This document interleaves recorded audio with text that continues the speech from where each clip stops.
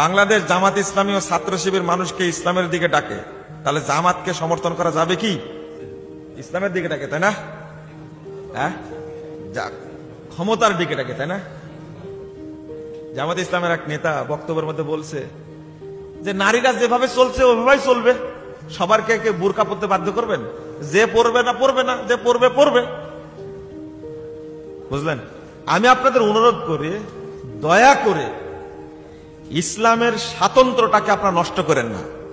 আপনারা রাজনীতি করেন, অর্থনীতি করেন, পরিবার নীতি করেন, যত ইচ্ছা তত করেন, এখানে বাধা নাই, কিন্তু ইসলামের স্বাতন্ত্র্যকে আপনারা নষ্ট করবেন না, দয়া করে করবেন না।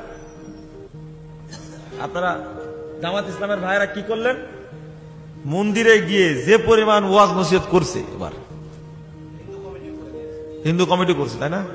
হিন্দু পরিষদ, জামাত ইসলামের হিন্দু কমিটি তাই লিখছে। এটা সংস্কার আনতে হবে। বাংলাদেশের মানুষ খাবে না। আপনি যদি আওয়ামী লীগ বিএনপির মতো করে মাঠে নামেন, খাওয়ান, আপত্তি নাই। ইসলামের নামে খাওয়ানোর চেষ্টা করেন না।